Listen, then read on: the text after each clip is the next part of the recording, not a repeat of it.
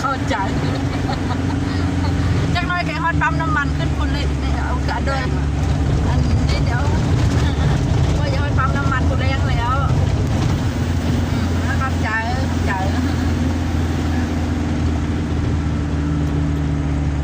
ครบดี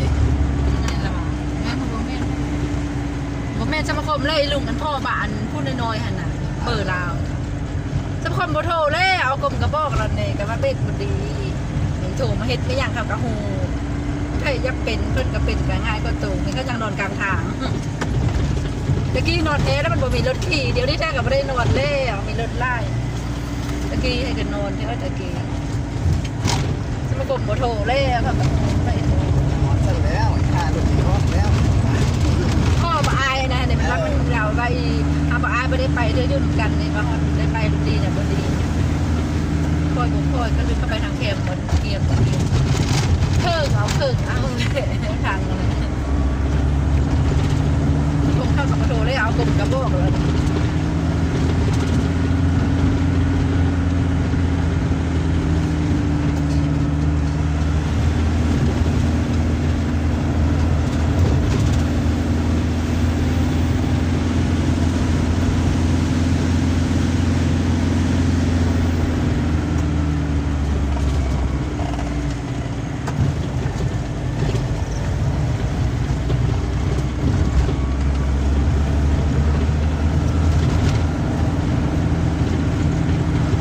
อีลุงมาอย่างพ่อป่าเลยพ่อป่าน้อยนั่งเขา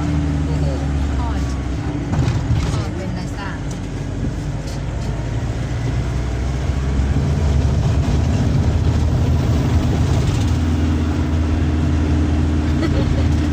ว่าเปลี่ยนมาเพิ่งมาได้เงินมื้อนี่ไปมาผมไป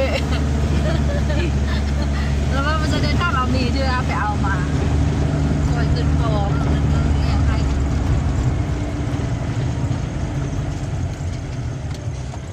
มันเคยเรียกบักดีๆก่อนนี่เป้มา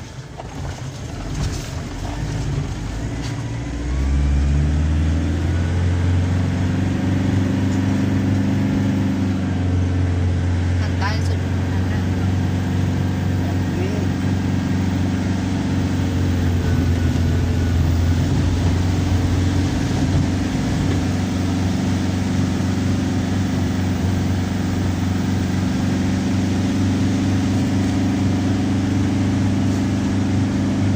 ที่บ้านไหน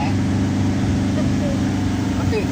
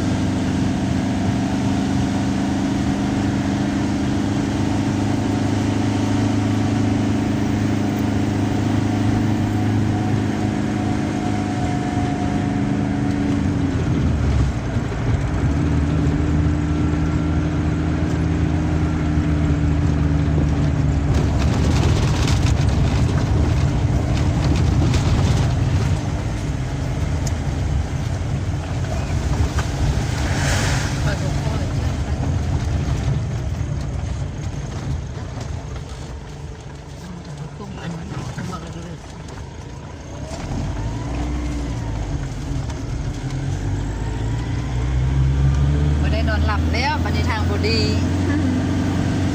ในทางคึกคักโอ้ย